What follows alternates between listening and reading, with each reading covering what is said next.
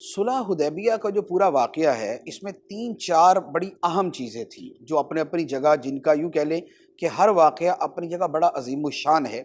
ان عظیم واقعات کے اندر ایک حصہ یہ بھی تھا کہ ہوا یہ کہ نبی پاک علیہ الصلوۃ والسلام نے حضرت عثمان غنی رضی اللہ تعالیٰ عنہ کو بھیجا کہ تم مکہ مکرمہ جا کے وہاں ان کے جو سردار ہیں ان سے ملاقات کرو اور انہیں جا کے سمجھاؤ کہ بھئی ہم لڑنے نہیں آئے، ہم تو عمرہ کرنے آئے ہیں، لہٰذا ہماری راہ میں رکاوٹ نہ بنے۔ ایک تو یہ پیغام تھا۔ دوسرا یہ تھا، فرمایا کہ وہاں پر جو تمہیں مسلمان ملیں کہ جنہیں کفار تنگ کرتے ہیں اور جنہیں نکلنے نہیں دے رہے یا جو نکل نہیں پا رہے، تو وہ اگر ملیں تو ان کو بھی یہ خوشخبری سنانا کہ انشاءاللہ ان قریب مکہ فتح ہو جائے گا اور تمہارے اوپر آسانی ہو جائے سبحان گی۔ اللہ۔ تو یوں دو پیغامات نبی پاک علیہ الصلوۃ والسلام نے دیے، ایک یوں کہہ لیں کہ جو سفارت کاری کے اعتبار سے تھا، اور ایک جو اپنے مسلمان تھے ان کی حوصلہ افزائی کے لیے تھا۔ تو حضرت عثمان غنی رضی اللہ تعالیٰ نے جو وہاں پر گئے تو اب ان لوگوں سے بات چیت کی تو انہوں نے کہا کہ نہیں بھی ہم کسی صورت عمرہ نہیں کرنے دیں گے۔ ہاں یہ ہے کہ چونکہ آپ تو آ ہی چکے ہیں تو آپ عمرہ کر لیں، یہاں پر آپ طواف کر لیں، آپ کو اجازت ہے۔ تو سیدنا عثمان غنی رضی اللہ تعالیٰ عنہ نے جواب دیا کہ میں نبی پاک علیہ الصلوۃ والسلام کے بغیر کبھی بھی اس گھر کا طواف نہیں کروں گا۔ اللہ، خانہ کعبہ کا طواف اگرچہ مجھے اس وقت میسر ہے، حجر اسود کا بوسہ میسر ہے، احرام پہنا ہوا ہے، یہاں پر ساری چیزیں موجود ہیں، لیکن میں تب تک خانہ کعبہ کا طواف نہیں کروں گا حتیٰ یطوف بہ رسول اللہ صلی اللہ علیہ وسلم، سبحان اللہ۔ یہاں تک کہ نبی پاک صلی اللہ علیہ وآلہ وسلم یہاں طواف فرمائے۔ تو آپ نے طواف سے انکار کر دیا۔ اب یہاں سے حدیبیہ صحابہ کرام میں خبر پہنچی کہ حضرت عثمان غنی رضی اللہ تعالیٰ عنہ کو کفار نے شہید کر دیا۔ تو جب یہ خبر صحابہ کرام میں پہنچی تو ان کے اندر بڑے جذبات اور بڑا جوش پیدا ہوا کہ بھئی ایک سفارت کاری کے لیے بھیجا گیا اور انہوں نے ان کو کیسے شہید کر دیا۔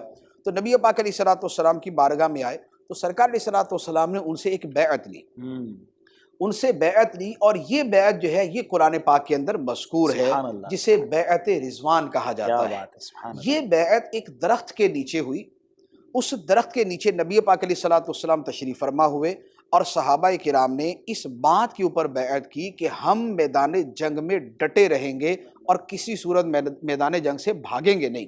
تو یوں صحابہ کرام آتے گئے اور نبی پاک علیہ الصلوۃ والسلام کے دست مبارک پر بیعت کرتے گئے، اور نبی پاک علیہ الصلوۃ والسلام نے پھر ایک عمل یہ فرمایا کہ آپ نے اپنا ایک ہاتھ مبارک رکھ کے فرمایا کہ یہ میرا ہاتھ ہے اور یہ عثمان غنی کا ہاتھ ہے، اور وہ ہاتھ اپنے ہاتھ پہ رکھ کے فرمایا کہ یہ میں عثمان کی طرف سے بیعت کر رہا ہوں۔ اللہ اکبر۔ تو یہ حضرت عثمان غنی رضی اللہ تعالیٰ عنہ کی فضیلت بھی ہے کہ نبی پاک علیہ الصلوۃ والسلام نے اپنے دست مبارک کو ان کا دست مبارک قرار سبحان دیا۔ اللہ، سبحان اللہ۔ تو ایک تو یہ ہوا۔ اچھا، دوسرا یہ ہوا کہ یہ جو اس درخت کے نیچے بیعت ہوئی، یہ بیعت اسلام کی تاریخ کے اندر اتنی عظیم بیعت تھی، اتنی عظیم بیعت تھی کہ صحابہ کرام کی وہ کیٹیگریز جو عظمت اور فضیلت کے اندر ایک ترتیب میں ہیں، کہ جیسے سب سے افضل جو ہے وہ خلفائے راشدین ہے اور پھر ان میں جو ہے وہ ترتیب ہے، اور اس کے بعد عشرہ مبشرہ ہیں، ٹھیک ہے، پھر اس کے بعد ایک ترتیب ہے۔ تو صحابہ کرام کی جو فضیلت کی ترتیب ہے اس میں ایک جو جگہ ہے، ایک مقام ہے، وہ ہے جو اہل بیعت رضوان تھے، جنہوں نے اس مقام پہ نبی پاک علیہ الصلوۃ والسلام کی بیعت کی تھی۔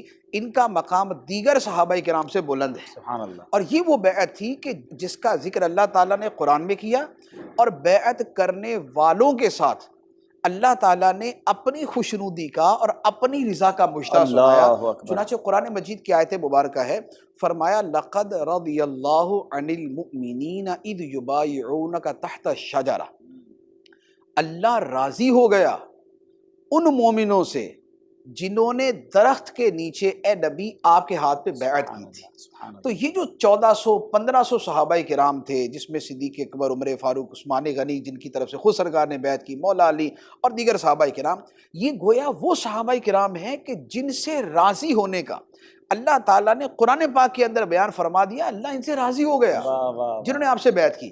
اچھا، پھر یہ وہ بیعت ہے کہ جس بیعت کی عظمت اللہ تعالیٰ نے یوں بیان فرمائی، فرمایا ان الذین یبایعونک انما یبایعون اللہ، بے شک یہ صحابہ اے نبی جو آپ سے بیعت کر رہے ہیں یہ تو اللہ سے بیعت کر رہے ہیں۔ تو گویا یہ وہ حضرات ہیں اور ان کی وہ بیعت ہے کہ جس بیعت کو اللہ نے اپنے ساتھ بیعت کرنا قرار دیا۔ سبحان اللہ۔ اچھا، پھر اس کے ساتھ تیسری بات یہ ہے کہ اللہ تعالیٰ نے فرمایا صحابہ کرام کی بیعت یوں جاری تھی کہ صحابہ کرام کے ہاتھ نیچے تھے، نبی پاک علیہ الصلوۃ والسلام کا دست مبارک اوپر تھا. اللہ تعالیٰ نے اس کو بیان یہ فرمایا کہ ید اللہ فوق ایدیہم، اللہ اللہ اللہ ان صحابہ کے ہاتھوں پہ اللہ کا ہاتھ تھا. تو نبی پاک علیہ الصلوۃ والسلام کی عظمت کہ آپ کے دست مبارک کو اللہ تعالیٰ فرماتا ہے ید اللہ فوق ایدیہم، اور ان کے ہاتھوں کو اللہ تعالیٰ یہ فرماتا ہے کہ ان کے ہاتھوں پہ گویا اللہ کا ہاتھ تھا.